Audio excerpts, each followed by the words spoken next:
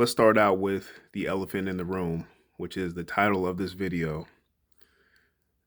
There are some so-called experts and scholars, real educated, that have suggested that men can get pregnant. And all I'll say about that is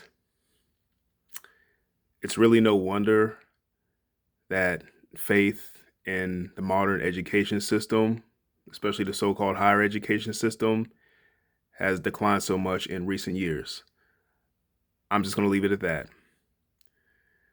However, let's get to the meat and potatoes of this video.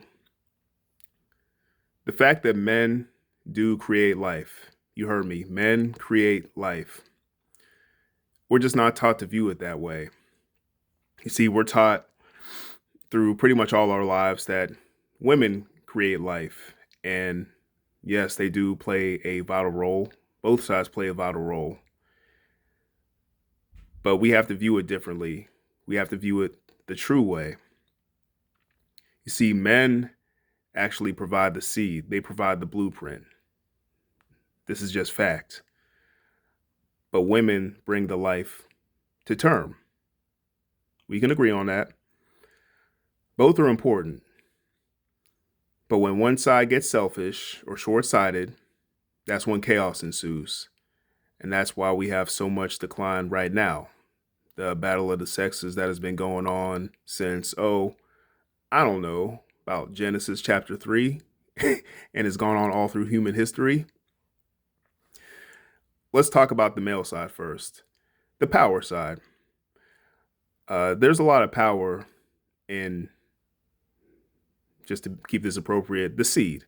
We'll say that there's power in the seed, and it needs to be harnessed responsibly. It's really the downfall of a lot of entities in society because it's been used frivolously and irresponsibly. But yes, that power needs to be harnessed responsibly. What did Uncle Ben say to Spider-Man? With great power comes great responsibility. Now, why does it need to be harnessed? Let's get into that. Let's do a little bit of a deep dive. So millions of this should be obvious if you put two and two together, but millions of sperm that come from a single emission of a man, when you take into consideration that one, just a single one, has the power to cultivate a whole human being. When it's paired with the egg, cultivate an entire human being. Now just think of your own body, how complex it is. Your every cell, your organs, your skin, your musculoskeletal system, your circulatory system, your respiratory system, all these different things working in sync that you don't even have to think of, that work subconsciously from that one little seed. And every single time that you emit or do the deed, millions of those are expelled. Tens of millions, hundreds of millions. I just want to take a break here and say, wow, God and his design, he's just amazing. He really is amazing. But not to go off on a tangent, when you look at all that, that's a lot of power packed into a small space. Now, furthermore, a man hypothetically can sire hundreds, maybe even thousands of children before old age takes him out, or disease takes him out, or an angry, violent woman lashes out at him. That's a lot of power. It is volatile amount of power. Now let's look at the woman's perspective in this. A woman, as we know, once that seed is cultivated, down for the count for 9 months. So, nothing's happening, on top of the pains that come with bringing a life to term and the discomforts, the sickness, the pain, the stress, the hormonal changes, all of those things. And when you really look at it like that, you realize that men have a lot of freedom in that regard that when it's put into the wrong hands, it can create a lot of resentment. And we know that the battle of the sexes, again, has been going on since, the first couple has been on this earth. And it only exacerbates things when it's not responsibly handled. Um, when you think about the dynamics of how women have to function and operate in this world, I know sometimes we get mad about, they seem to be overly emotional or cautious, or they mess around with signals, or, play hard to get. If you're, whether you're a single man or whether you're a married man trying to figure out the dynamics. But you have to think of it. They have to be more cautious. Women, speaking in generalities here, don't have as much muscle or strength or bone density to kind of ward and fight off if there's any kind of attack, threat, predator. And then what I said about being put on the shelf for 9 months during a pregnancy, there's a lot of risk, for just letting any man into your life, which is why it can be very disconcerting when you see women that are promiscuous and really have no regard for chastity, because they're already messing with a ticking time bomb, if you will, and they're exponentially increasing their odds of something not ideal happening.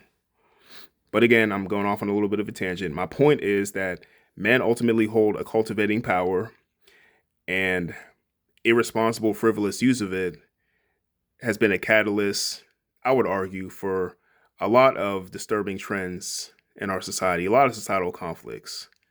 When you think of the deep vitriol that comes from extreme feminism, when you think of the spread of STDs, diseases, when you think of abortions, when you think of child neglect and child abuse, when you think of single parent households and the dynamics behind all of that. And there's probably half a dozen more that I could go over, but I don't want to talk to you guys all day and bore your ears off. But you get the idea. Men being irresponsible, being one pump chumps and, just kind of sowing their seed and not holding any responsibility for what they do. It's a big catalyst for what you have going on. It's a catalyst for all this revenge and retaliation and fighting for rights, when it's not really for equal rights. It's more for, getting a one up over on men. That really starts with men, believe it or not. So there's really a mission for men here. And that mission is for men, not just husbands, I'm talking to just men in general here, to practice what they use their seed for and to do so responsibly. So I got some potential solutions here. One is the aim for getting married to a righteous, God-fearing, God-respecting woman. We'll call it the one woman rule. You got to get away from this idea of being, a player and, having, a harem.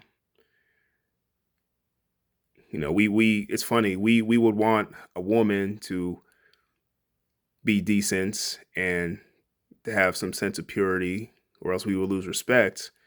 We gotta set the example and show that we have the ability to do that too. And if you think that it's too far gone, that women out here are too loose and immoral and they won't fall for that, trust me, if you follow the line and stick to your guns, they will understand. But again, you have to set the tone. Another solution: immorality has to be eliminated. And our Lord and Savior Jesus Christ, talked about how serious God takes immorality. Not just the physical performance of adultery, as he said in his great sermon, but if you even lust with your eyes, you've already committed adultery in your heart.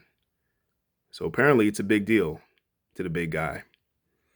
So what does that mean when I say more immorality has to be eliminated? I'm talking no pornography, no strippers, prostitution, all that kind of stuff. And I'll even take it a step further. No vicarious thrills. No saying that you live a pure and high and mighty life, and then you hang around a group of friends that are, sharing escapades of promiscuous stories. No, watching a movie and there's a scene where, there's somebody dressed provocatively, maybe you rewind it a little bit, or you slow it down or pause it or something like that. And none of that. No, in other words, no trying to find loopholes for immorality. And here's a big one, a little bit of a semi-secret, unless some of you guys are in the know, but it would be beneficial, I think, for any men, especially husbands, that want to please their wives and keep things on the up and up. You might want to do a deep dive into male continence practices, celibacy literature. I'm not telling you be celibate towards your wife unless it's, specifically towards a period of fasting or something like that. But just look it up. Look into practices like pelvic exercises. Look into Tantra, Tantra, Karezza, Karezza. Look it up.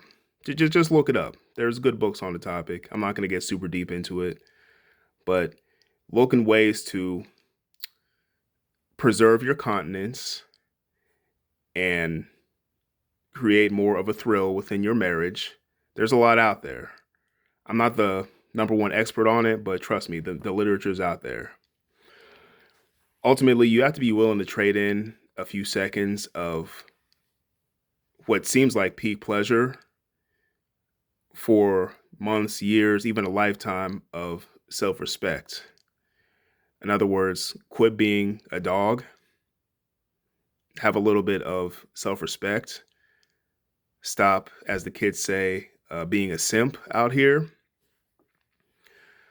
Just remember that the devil would love for you to waste your potential. He'd love for you to waste your lineage. He'd love for you to waste your seed. He's probably celebrating and doing a dance and congratulating himself and the demons every time that you let one off into a tissue or you mess with some prostitute. Like, he's probably high-fiving people every time you let that happen because you're being irresponsible. And he laughs a little more when the trickle effect from what you're doing, from not being more mindful or being chaste, he's laughing because that's another small victory. And yes, we know in the grand scheme of things, if you're a follower of Christ, we know that the devil gets his little battles, but he ultimately doesn't win the war. But during your time while you're here on earth, he's racking up little victories here and there because you can't keep it in your pants and you can't do so responsibly.